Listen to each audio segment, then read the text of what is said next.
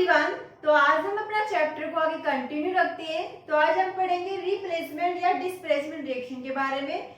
कल मैंने आपको बताया था एडिशन रिएक्शन और डिसोसिएशन रिएक्शन के बारे में बताया था, जिसमें मैंने बताया था एडिशन रिएक्शन में क्या था, जो अपना रिएक्टेंट था एक या दो हो सकते हैं, दो से अधिक भी हो सकते हैं, उनके आगे उनके बीच में क्या लगा रहता है, प्लस लगा रहता है। और डिसोसिएशन रिएक्शन के पास क्या, इसमें रिएक्टेंट सिर्फ सिंगल होता है और जो प्रोडक्ट होते हैं उनके बीच में प्लस लगा रहता है, मतलब प्रोडक्ट दो या दो से अधिक हो सकते हैं। ठीक है, उसका उल्टा था। अब रिप्लेसमेंट रिएक्शन क्या थी, इसमें क्या था, इन दोनों से उल्टा होगा, मतलब कि इन दोनों से सबसे अलग पाया जाएगा। जैसे a chemical reaction in which one atom और group of atoms of compounds is replaced by another atom or group of atoms are called replacement reaction। मतलब एक केमिकल रिएक्शन में एक ग्रुप या हो या कोई एक एटम होगा, ठीक है, वो क्या होगा, दूसरे एटम में रिप्लेस हो जाएगी। जैसे ए यहाँ पे दे रखा एग्जांपल, ए भी क्या होगा, अपना एक कंपोनेंट हो गया, एक रिएक्टेंट हो गया, प्लस सी दूसरा अदर रिएक्टेंट हो गया अपना, तो सी क्या होगा, रिप्लेस हो जाएगा बी के साथ। देखिए प्रोडक्ट बनेगा तो बी के साथ सी रिप्लेस हो जाएगा और प्लस ए अलग हो जाएगा। ठीक है, तो अब ये अलग हो गया ना, तो इसका मतलब कि जो कोई एटम या कोई अदर रिएक्टेंट वो अदर आगे जाके प्रोडक्ट दूसरे प्रोडक्ट के साथ जुड़ के एक नया प्रोडक्ट बना रहा है, रिएक्टेंट के साथ जुड़ के एक नया प्रोडक्ट बना रहा है, तो वो कौन सी कहलाएगी, रिप्लेसमेंट। मतलब रिप्लेस हो गया उस एटम का उस रिएक्टेंट का अदर में, ठीक है, तो उसको कहते हैं रिप्लेसमेंट। अब देखिए activity series, it is a series of elements arranged in decreasing order of the reactivity, elements present above in more reactive than elements present below। ठीक है, जो एक्टिविटी सीरीज, अब जो अपना ये जो रिएक्शन की जाती है रिप्लेसमेंट, मतलब ये एक एलिमेंट को आगे रख के उसके साथ जोड़ दिया जाता है, उसको अलग कर दिया जाता है, तो ये एक सीरीज की तरह चलती है, एक्टिविटी सीरीज की तरह चलती है, जिसमें जो एलिमेंट्स जो पहले अरेंज होएगा और जो डिक्रीजिंग मतलब कम होता जाएगा नीचे की तरफ होगा, तो वो क्या हम उसको पहले रखेंगे, और जो जो जो मतलब कि एलिमेंट्स बाद में आएगा उसको बाद में रखेंगे।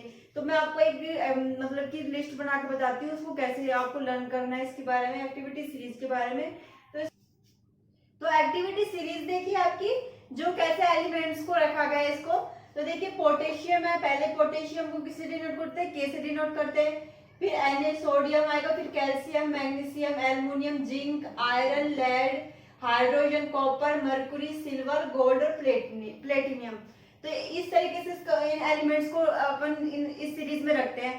इसके अकॉर्डिंग अपन इसको जो क्वेश्चन आते हैं आपको, जैसे रिप्लेसमेंट करा जाता है किसी अदर एलिमेंट्स का, तो जो आपका एलिमेंट, जैसे कि आपके यहाँ पे एक एग्जांपल दे रखा है, जैसे देखिए CuSO4 प्लस Zn, तो Zn क्या होगा, SO4 के साथ जुड़ गया, तो Cu क्यों चला गया, क्योंकि Zn होता है अपना जो जिंक है वो क्या होता है, पहले आ जाता है, और Cu क्या होता है, बाद में आता है, तो ये क्या करता है, रिप्लेस कर देता है Cu को, क्योंकि इसकी जो ये पावरफुल ज्यादा होगा Zn Cu के अकॉर्डिंग, तो ये क्या लिखा जाएगा, इसके साथ जुड़ जाएगा SO4 के साथ। समझ गए, तो इस तरीके से इस एलिमेंट का यूज किया जाता है। तो आपके मान लो किसी भी इसमें आप यहाँ पे कुछ भी अदर सब्सटेंस दे रहे हो, जैसे Mg दे रखे हैं यहाँ पे, है ना, तो यहाँ पे आप किसको जोड़ोगे, इसके बाद Mg को जोड़ोगे या फिर आप इस Na को जोड़ोगे, Na को जोड़ोगे, क्योंकि Mg क्या होगा उसके बाद आए और Na क्या है पहले है, तो Na क्या होगा, ज्यादा पावरफुल होगा Mg के अकॉर्डिंग। तो इसी तरीके से Zn ज्यादा पावरफुल है Cu के अकॉर्डिंग, तो इसलिए Cu को रिप्लेस कर दिया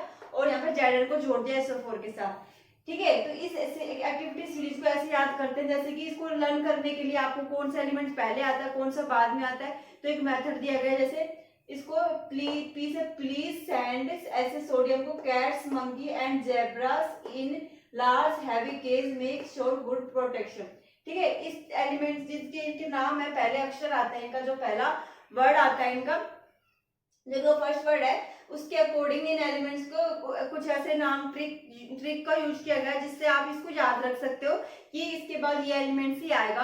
तो ये एक मेथड है आपको लर्न करने के लिए, इसमें इंपॉर्टेंट तो है नहीं लेकिन आपको लर्न करने के लिए, अदरवाइज आप इसको अच्छी तरह इसको याद कर सकते हो। तो आप पोटेशियम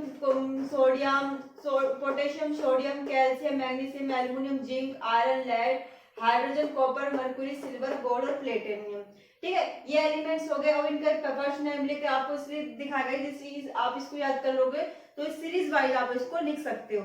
अब देखो अपना जो रिएक्टिविटी डिक्रीज हो रही है यहाँ पे, ठीक है, डिक्रीज होती जा रही है, जो पहले कंपोनेंट आ गया मतलब पोटेशियम आ गया, पोटेशियम क्या है, मोर पावरफुल है किसके अकॉर्डिंग, सोडियम के अकॉर्डिंग, कैल्शियम के अकॉर्डिंग, सबके अकॉर्डिंग मोर पावरफुल है।